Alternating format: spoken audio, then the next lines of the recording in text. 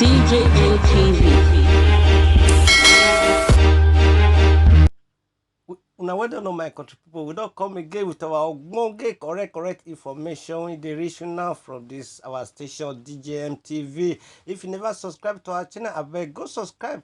Click on the notification button so that whenever we upload video, you will get them correct. I was with the hit them as it they go.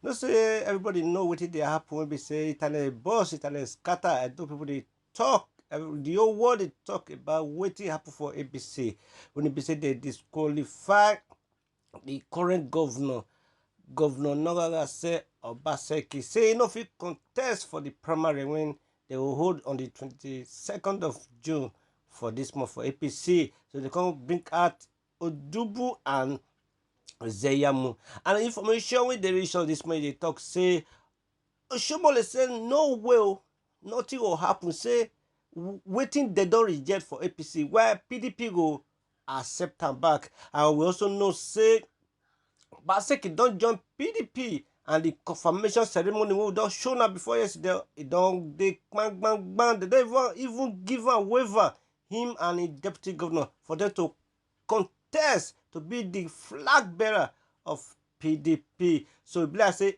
APC camp called the shake because Pastor Izeyamu get case for court and Osho Baba will be say he present and come get case for court as well. They say no fit be the national Sometimes you chairman. just sit back and you ask yourself, are you chairman. alone in Who this? watch the video And we to get see now people waiting of your caliber but come out to talk express for the great solidarity, conference. I having wouldn't get for been Edo witnesses to people. all that Now is going hear on, 'em for as me they talk. is not only energizing, but also confirms that internal feeling and belief that what we're doing is the right thing to do and the right way to go.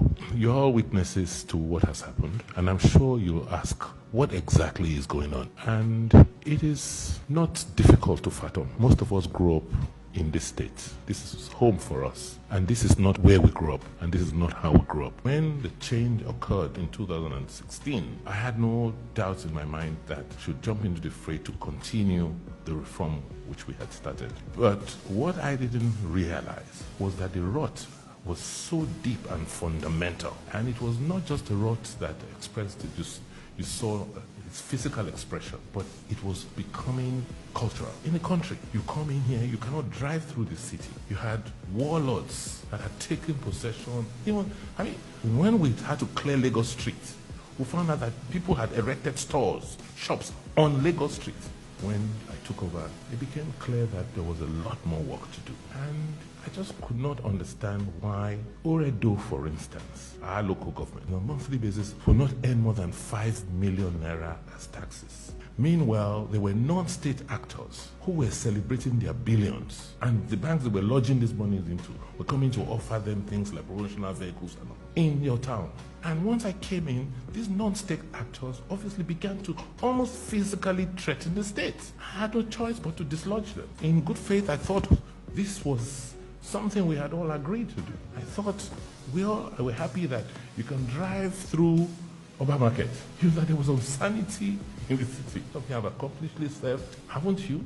But the institutions you serve, haven't they remained? So at the end of the day, it's about building institutions. Because we individuals will come and go, but institutions remain. So those were the fundamentals I thought we should focus on. The human capacity, the human beings. How can you have a civil service, people work, you don't pay, or they retire, you don't pay them? How can you have a civil service where people work in environments that, were so unconducive and they were treated like animals? I went to Palm House after I resumed office. I tried to look through you don't know to talk about the state of the building. The exits, the fire exits, were all littered with files. And some of them were bad luck. I said, so if there is a fire in this building, how would you get out? Went to Benin Technical College. The place was not what the Canadians built. And today, what are we having? A fight back. These characters and support from sources you just cannot believe. How can you have a city where you all live? It is those who have refused to go to school,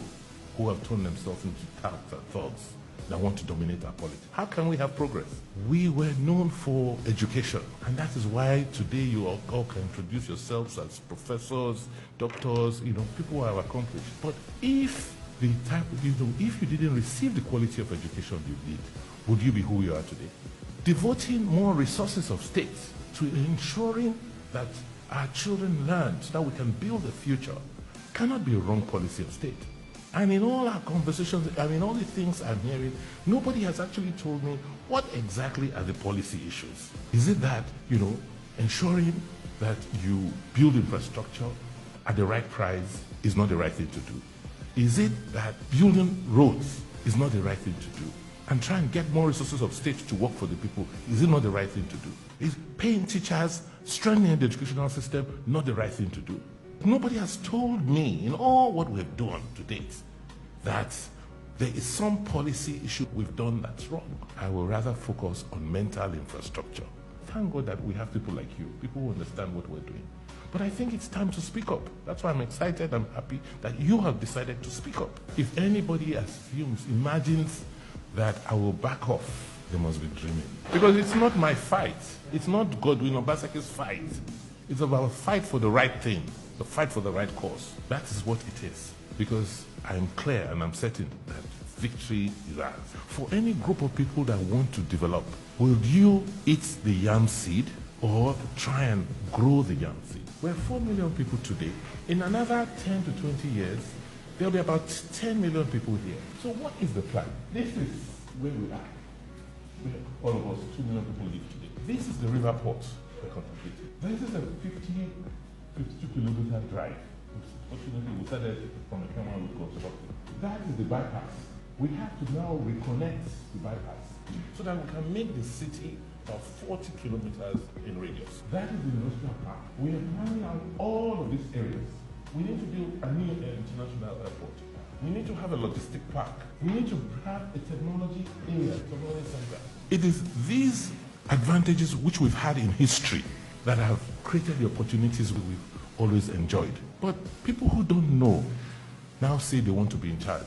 And for them, they want to do it by any means necessary because they feel many of us will not fight. We are too obeying. We are too intellectual. We have options. So walk away for them.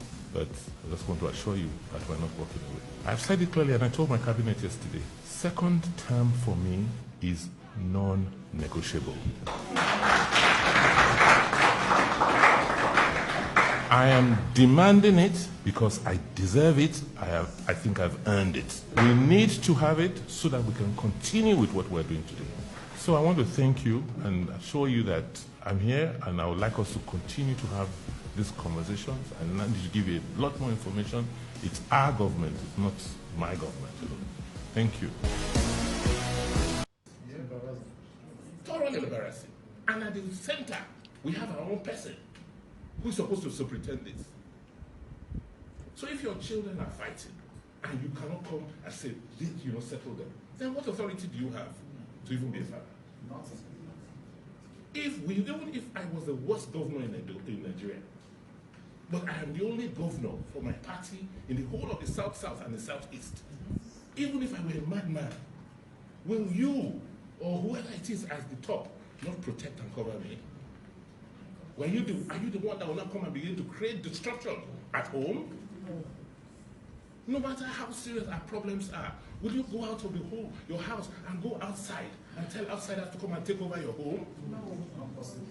Do you want me as your governor to keep quiet and allow this to happen? No.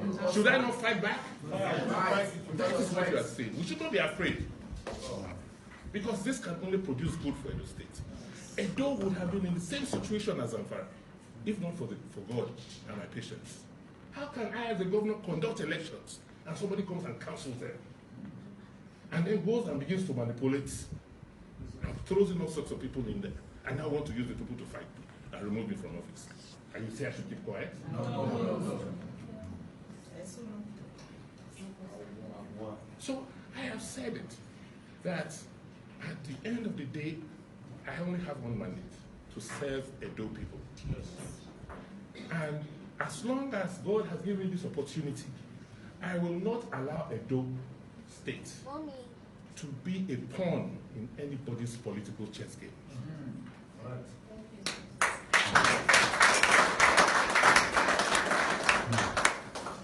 And I believe that God being with us, not just with us, not even me, can come out tomorrow and say, oh, because I've done well in the door, therefore I must pocket the door and put it in my pocket.